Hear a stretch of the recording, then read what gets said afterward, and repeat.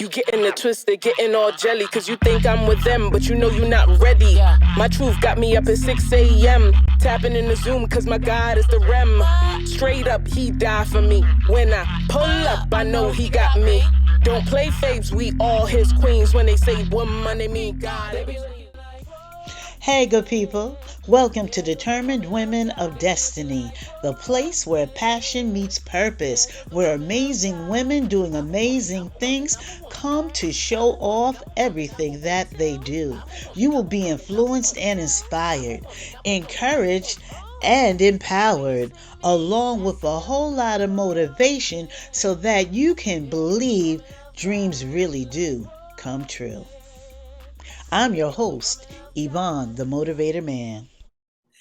Welcome to Determined Women of Destiny. I am your host, Yvonne, the Motivator Man. Yep, that girl, the author, the life coach, the motivational speaker, the community advocate, the all-around crazy chick. Yep, that's me. And I thank you for being with me this evening. I have a guest who has had some twists and turns, some ups and downs, and yet still she's surviving. I want to introduce to you the author of, now I'm going to take a moment, I'm going to read it because I don't want to mess this up. The name of her book is Scattered Thoughts, Memoirs and Dreams of a Stiletto Queen. I introduce to you Sybille. Now, Sybille has this long Haitian name. And because she is Haitian, I'm going to let her tell you her name. But welcome to the show, Sybille. Thank you so much for being with me today. No problem. Thank you for having me. And yes, my long name, well, my true name is Sybille Thebaud, and then Brierre. I married a Haitian. Mm-hmm. So, but everybody has always called me Sybille. So, okay. Now, Sybille, tell us a little bit about the ups and the downs that you write in this book. We've discussed some of the things in the book, so I know, and it's so interesting how you started out in society. Your dad was a doctor, and going to college, and then all of a sudden, life made a turn. So tell us about that.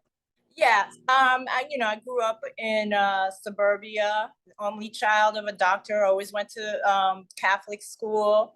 I was sheltered and spoiled, and naive, very, very naive about life.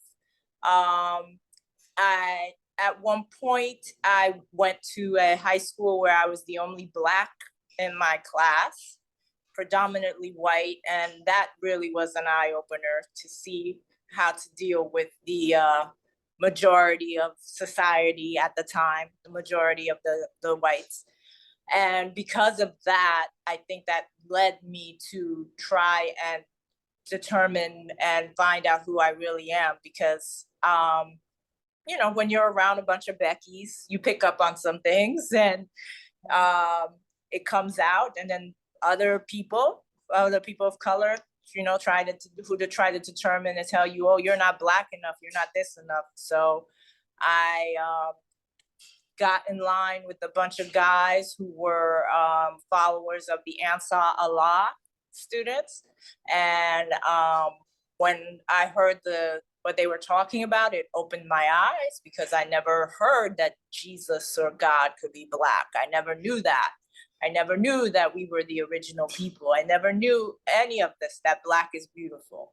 So I took that and I ran with it. And let's go back to you going to the school and being the only Black girl, not only the only Black person, but the only Black girl in that school. Now, I grew up in what's called East Massapequa now, but it was Amityville. And my family was family number 6 on the block. Right. So yes, I understand what it is to be surrounded by folks that not necessarily look like you, not necessarily think like you. They don't eat the same food. I was blessed that our community, even though It had not got, as other white communities call it, blackwashed. We did live together in not perfect harmony, but in peace. But that wasn't the case for you. So they probably asked you, why does your hair look like that? Or why is your skin that color? Or give me some, information about that experience, because I do believe, like you said, caused you to make some decisions from that. Oh, most definitely. I mean, they would ask me, like, for instance, as a woman of color, when we like, say for instance, you put grease in your hair gets darker.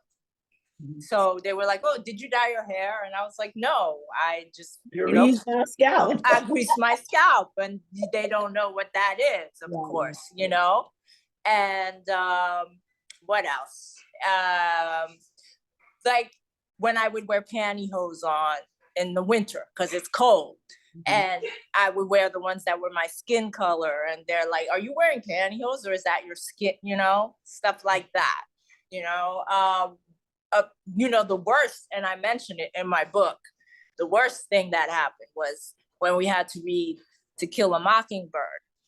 Mm-hmm. And as you know, the N-word is predominantly in that book. Right. And while they're saying the N-word, they did not say the N-word at the time. They said, I'm sorry, that's my dog. They said Nigger or Nigga. And they felt comfortable with saying it because I can say it because it's in the book. And so now I'm with it. Right, exactly. And then, and then I'm in the room and they're saying it. And then you can tell that some people were uneasy because, of course, I'm in the room. But like you said, before it probably wasn't a problem because there was no Nigga, no Black person in the room. Well, to be honest, and they may kill me for this, and I don't care, they didn't care you were in the room. They weren't as comfortable as you think. Because their households, that word was probably flowing like water. Right. So now they get to officially say it to someone who they think is that word. Right.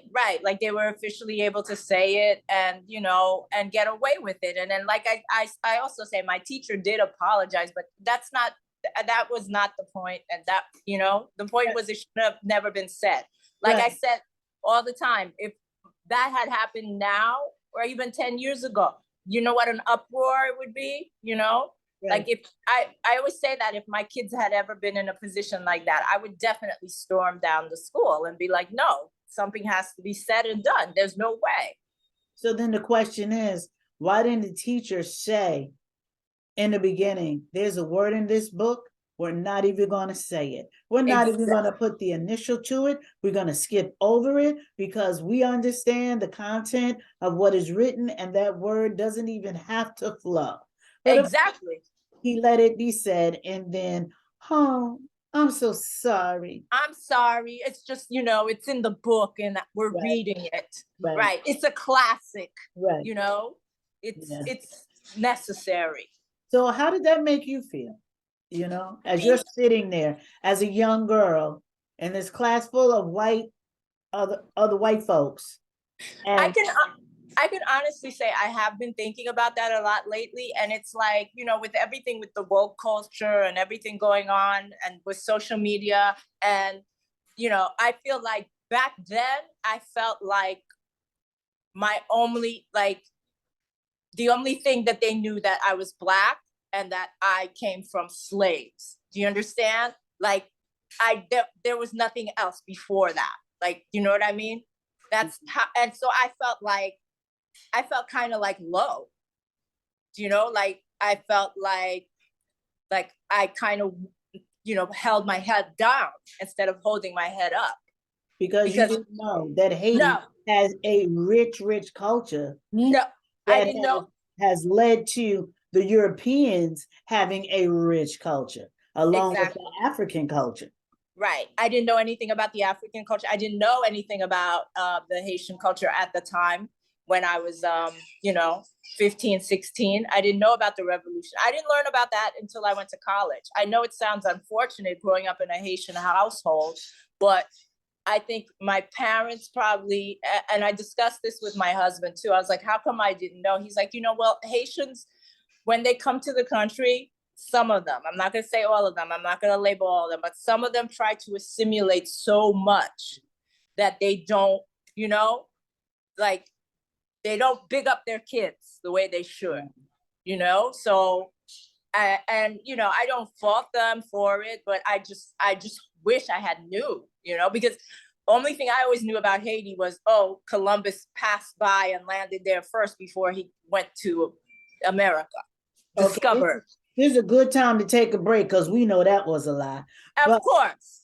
I'm going to take a break. You guys make sure you come back because Sybille is going to discuss her entry into the gang / cult. And then we're going to get into talking about her book. So you guys come back. Determined Women of Destiny is more than a talk show or a podcast, more than a Facebook group or TikTok videos. It's a tribe that vibes. It's a networking hub for women to funnel ideas and endeavors, to connect, helping each other be the best version of themselves, independently and collectively. If you would like to be a guest on the show or would like to join this great group of women, please email determinedwomendestiny@gmail.com. Hey, good people, it's Yvonne the Motivated Man, and if you're just tuning in, you know what I always say, shame on you. You know that stuff happens in the beginning, but it's okay. You join me, and I love you for it. I love the encouragement and the support. Make sure you like, share, and subscribe. Determined Women of Destiny is determined to have 1,000 subscribers by December 31st, and you can be part of that plan to help us get there. All you got to do is like, share, and subscribe. My guest is Sybille.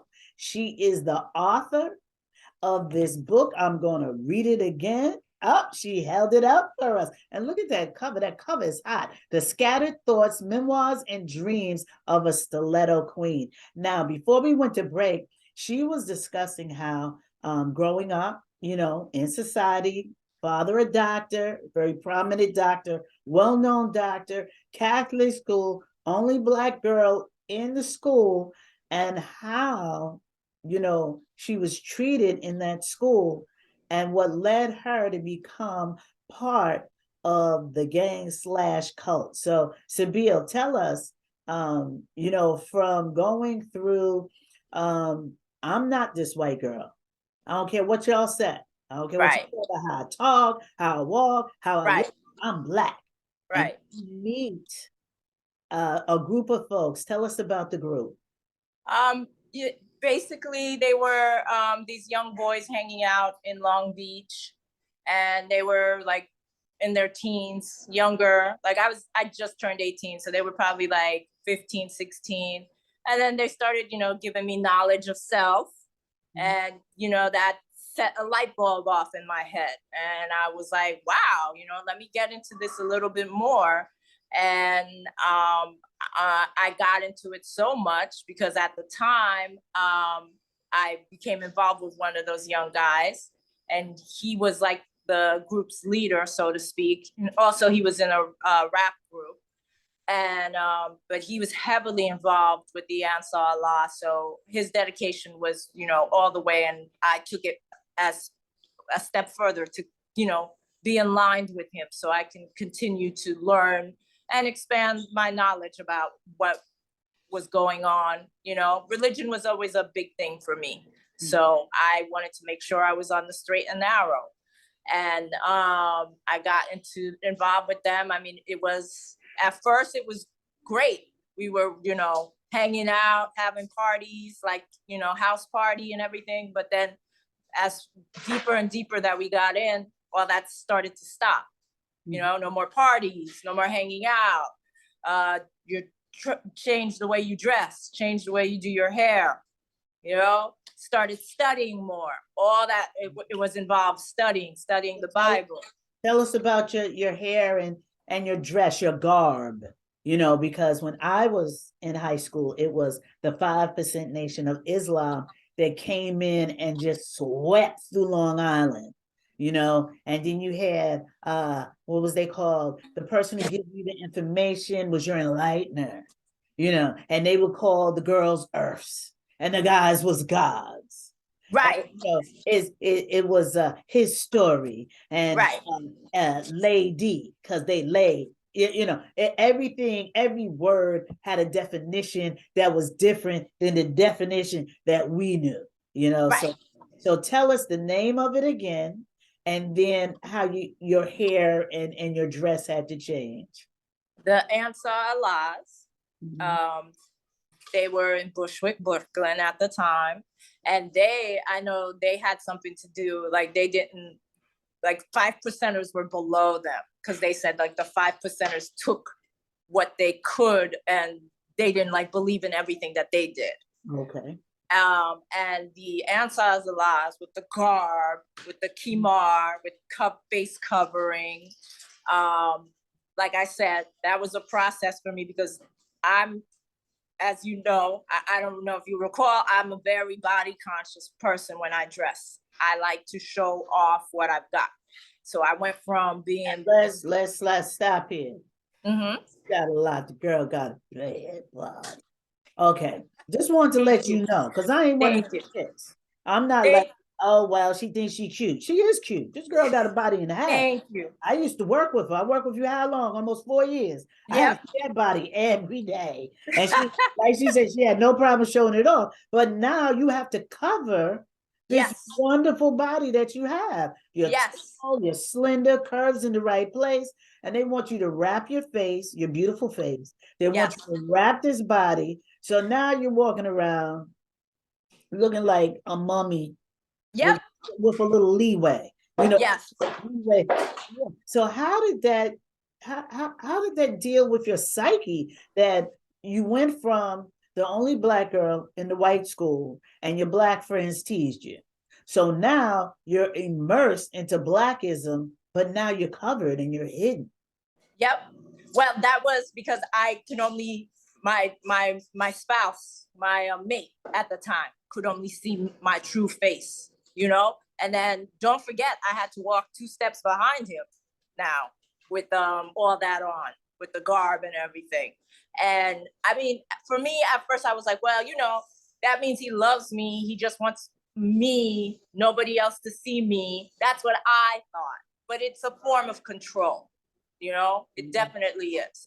And then also the attire changed because the guy that they followed changed the name, and then he changed the way everybody was dressing. So, it wasn't anything that was authentic. But what was the change after he had you walking around like a mummy? Did you have more freedom? Were you able to wear street clothes? No, the change was like with the guy. Yeah, no, the guy that ran the cult thing, he said that we were to dress like, I think like the way the Hindi Indians dress, like with the tunic and the pants. Okay. And like a sheer veil, like that. Your face was out, but this is when I saw things were kind of like, this is not making any sense. Like, how come we went from this to this, And then when we went to his place for his birthday that he used to call Savior's Day, which is a big mansion and there's all this food and they're selling, he made it known that all the women there had to wear high heels. So yes. I'm sorry. I got it. So his fetish was fulfilled. Because, well, it is his cult, so you could do that. Is this still in existence today? No, he's in prison now. Oh, so he doesn't have any followers that's out there? He still does. There's still people who follow. There are people who are, relentless and, like Trump followers. They won't give up. So this was your only way into understanding what being Black and being a Black woman is, because you didn't get that in your household. And, you said that the Haitian religion, the Haitian culture, once they come to America, some of them leave their culture behind. I can understand that. My parents are from Alabama, and I too went to college and I learned about Nefertiti and Queen Nzinga and Amenhotep, which is that's the name for brother, but all of these people and all of the people in the Bible, which I grew up reading because my mom is Southern Baptist all the way back to John the Baptist, and all of these people in the Bible that was Black, and I'm like, wow, I'm Black. Right. 18 years old, wow, I'm Black. It's like, yeah, this is like really, really cool, And my parents was like, we didn't come from no Africa, we came from Alabama. So right. How did you think you got to Alabama? You just didn't bring up, in Alabama. I had to tell my mother that has to be Asian because you have slanted eyes. Dad, I gotta tell you, you 2 shades away from midnight, bruh. That didn't come from here. We're lighter because of the European influence. Right. I used to have a friend all the time in school. They used to look at me and he would say, and he was a Black guy, he said, you just got black skin, but you look white. And boy, that used to piss me off. I'm like, I don't have white features. I do not. I have large lips. I have large eyes. He's like, you just look like a Black white girl to me, which I think he just said it to make me mad. But we always laughed about that. But I had to tell my parents, your features, your color, everything about you came from somewhere else.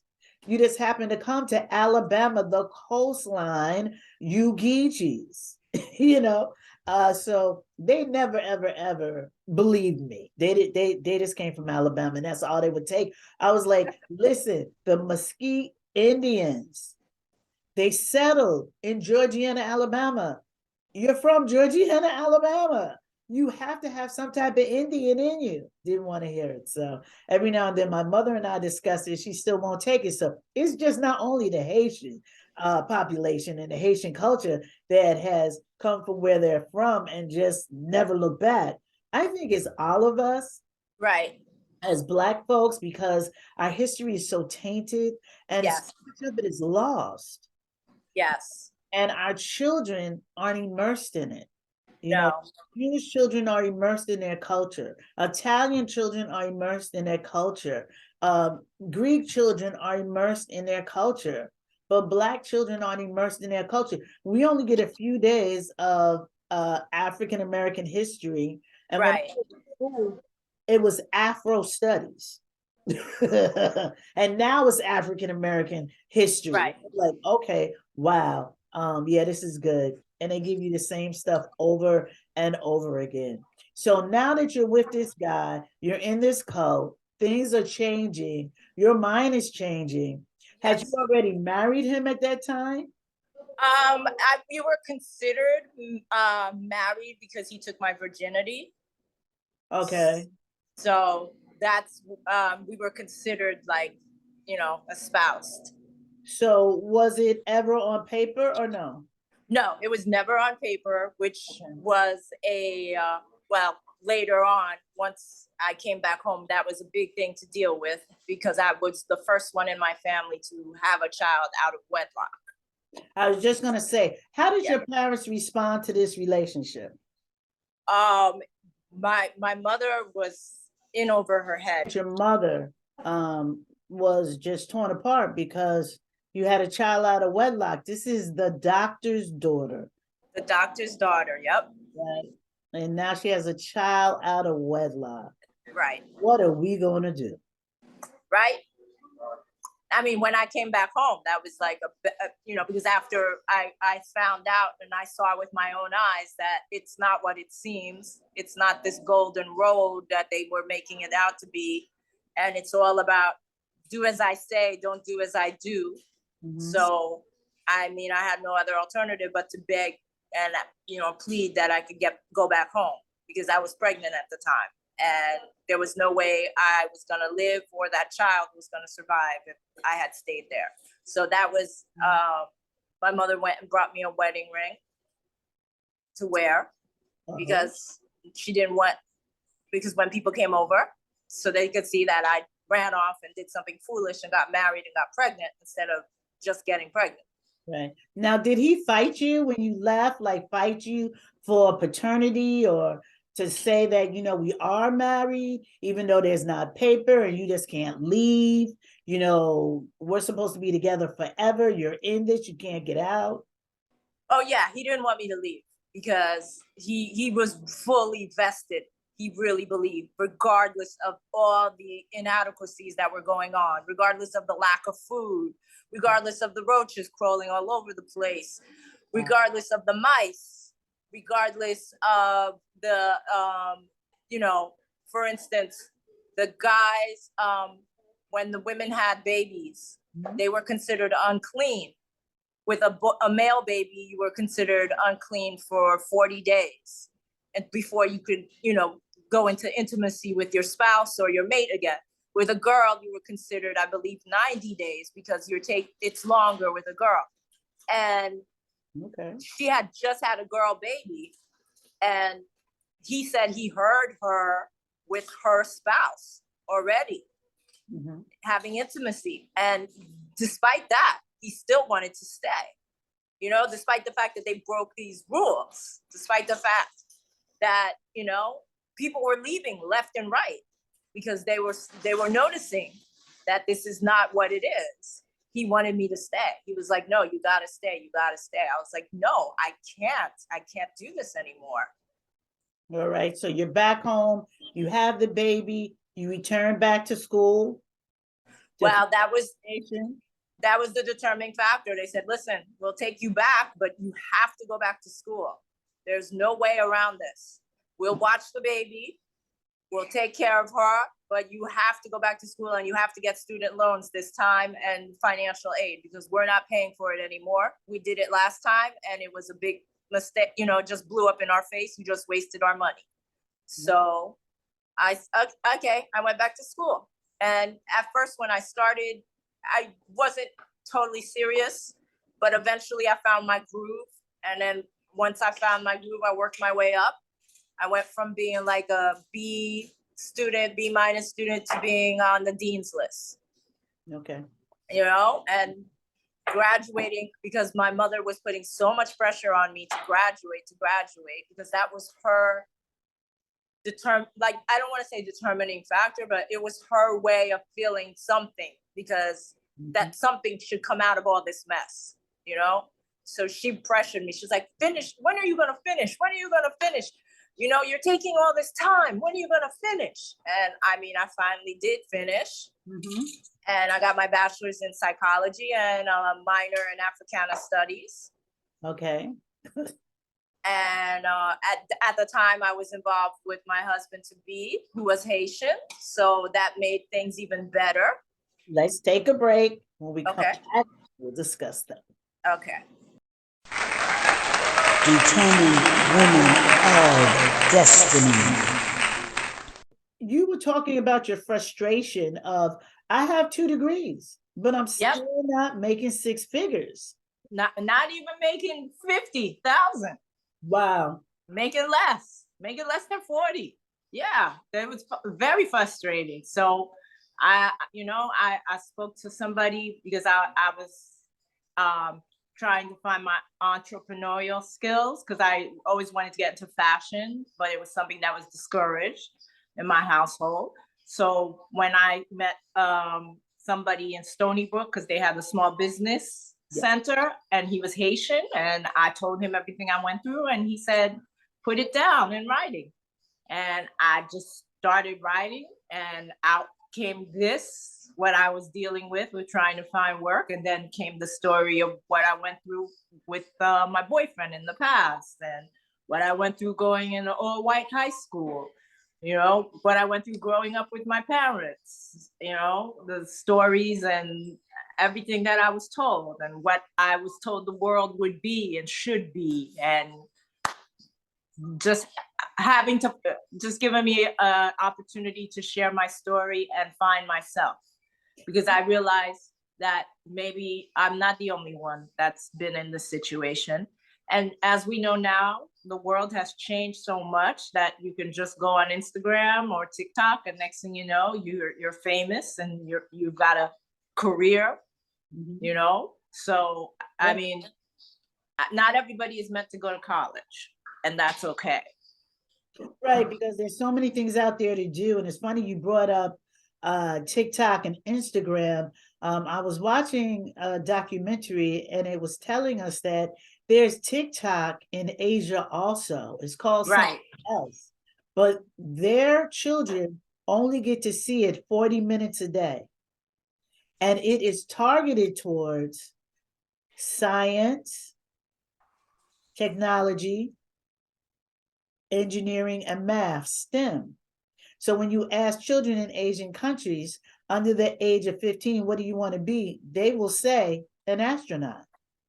Now, they said that the TikTok that they have is considered the organic TikTok, the spinach TikTok. We have the opium TikTok. Sucks our kids in, gets our kids addicted. And when you ask someone 18 to 25 what they want to do, I want to be an influencer. Yeah.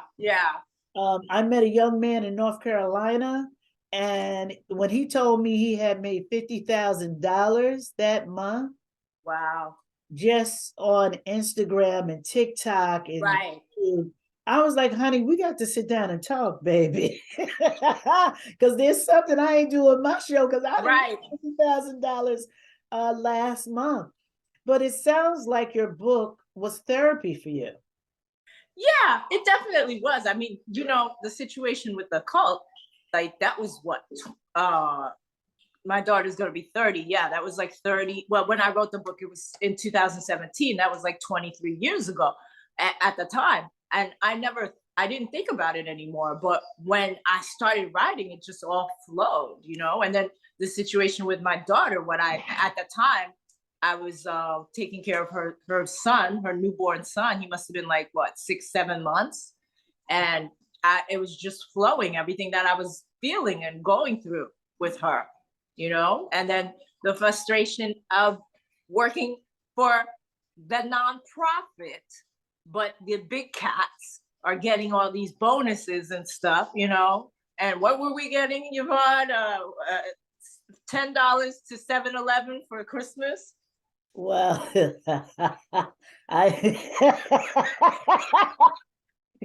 we ain't going down that rabbit hole. We're not, you know, I'm just thankful that where I work now, I'm appreciated.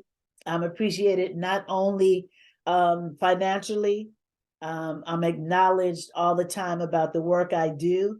And, you know, I've been working since I was 18. I'm 61. I was going to say 16. Child, please.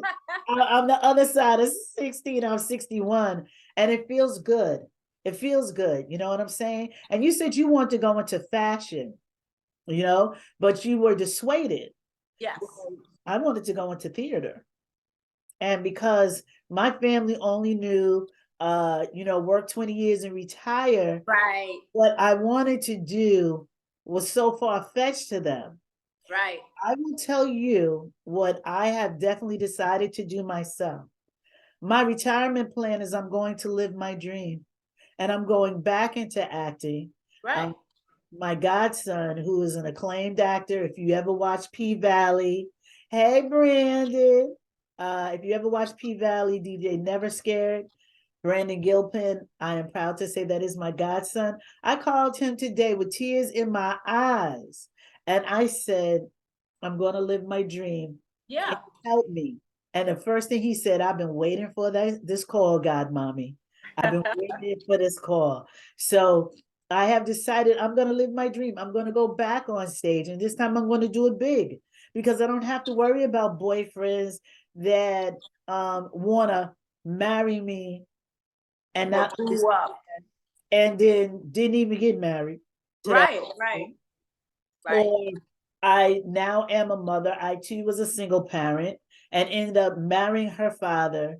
And that was a whole tragic situation for me to raising my daughter alone. So the thought of even being on stage like that, even though I always did plays in church and I always did stuff here and there, and I even have had my daughter on stage with me when she was younger, but it's not the same thing as waiting for that call. Did I get the part? I didn't. Okay, just go for the next one. You know, having an agent, a real agent, contact me and say, hey, you wowed them. They love you. You know, so I'm looking forward to that. I really am. I want the next 30 years to be blazing saddles for me. I'm going into the sunset. So I said all of that to say to you and everybody else that's listening or watching, you Right. are never, ever, ever at the point where you can't live your dreams. No. Never. And No. always strive to, because I got to tell you, nobody gets out of this alive. You only get one life. And you better grab all the gusto you can. All the No, gusto. absolutely. Absolutely. So I say to you, you want to go into fashion? And I will say again, if anybody is a model, it is this woman right here. She has the perfect body for runway. I would say start sending your picture out and see who bites.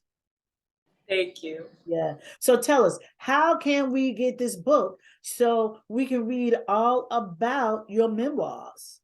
You could go on Amazon.com and I'm right there. Scattered Thoughts, Memoirs and Dreams of a Stiletto Queen.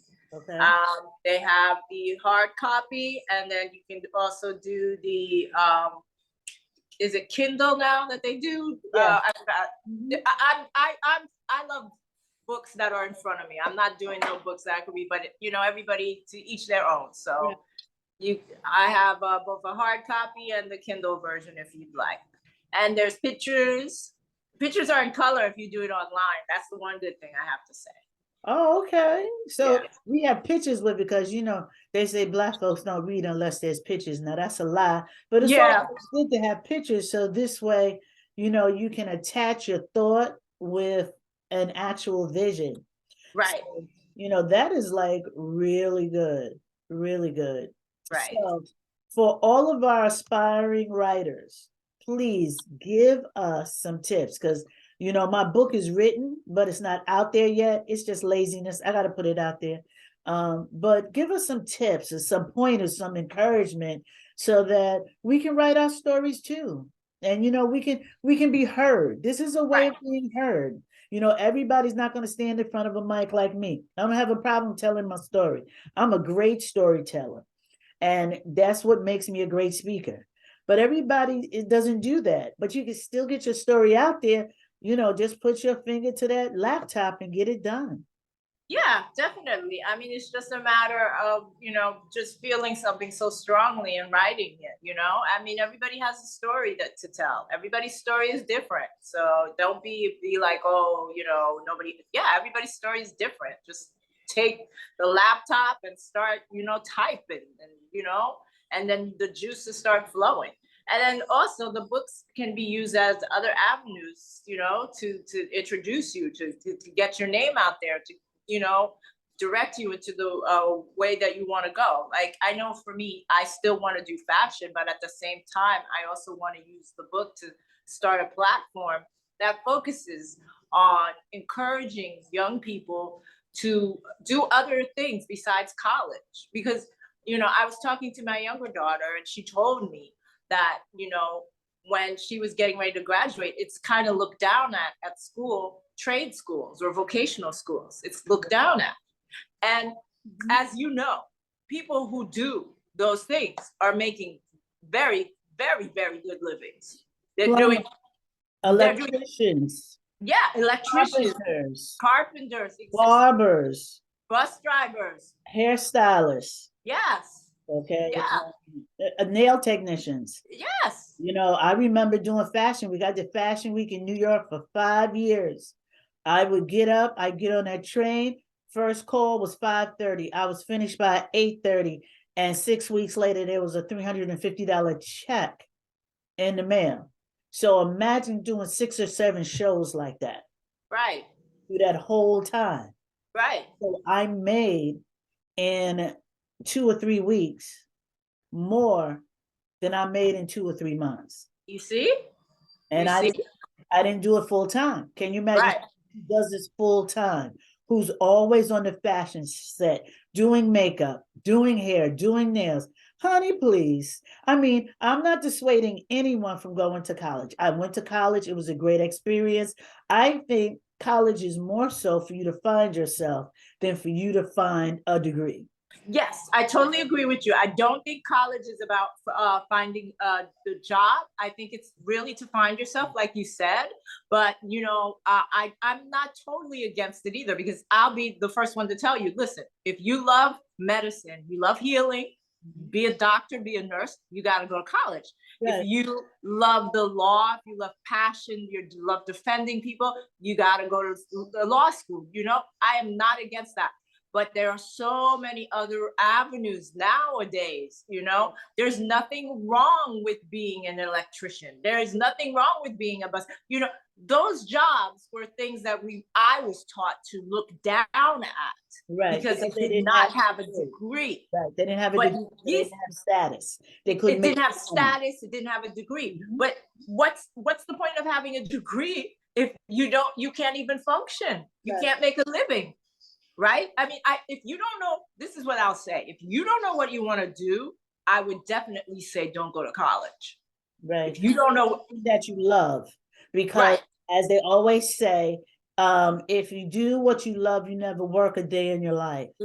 Exactly. So think about what you love to do. And the reason why I know I'm a great speaker is because I've ran my mouth my whole life. That's all I do is run my mouth. I mean, they always told me, Yvonne, sit down and shut up. You know, my nephew sits in awe and he's like, you could just talk. You just run in your mouth. You just run. You know, so that's what I love to do. I love to communicate with people, you know. Right. And there's not a degree for that. I mean, it probably is. But for me, it wasn't. Right. It took me years later before I finished my education. You know, because you have a child, you have all this other stuff, and you take all these programs in between, and you know, you do life experience, and then boom, you know, you get your degree. I didn't go to college 4 years. I wasn't in a sorority. I didn't date a fraternity guy. I didn't go through all of that. That wasn't my life. That wasn't my life. My story was, you know, a little bit different. Right. Know? And that's okay, because everybody's story is not going to be the same. No. Can you imagine if everybody's story was, everything would be boring. Absolutely. So I thank you for sharing your story with us. Once again, tell us where we can get the book. We want to do that. Amazon.com. Scattered Thoughts, Memoirs and Dreams of a Stiletto Queen by Sybille Thebaud Brierre. All right. Thank you so much, Sybille. Thank you. Being with me, telling us about your book, and hopefully those that are watching or listening will go and purchase the book. I've had a chance to look at it before it even got into book form. Remember, it sat on my desk. Yeah. In between what I was supposed to be doing, I'd pick it up and thumb through it. Trust me, it's a good read. It's a good read. Thank you. Thank you. So as I end every show, you guys keep doing what you're doing until what you're doing gets done. There goes a woman of God. I'm a woman, I'm a woman, I'm a woman first. I'm a woman, I'm a woman, I'm a woman too. I'm a woman, I'm a woman, I'm a woman true. I'm a woman, I'm a woman.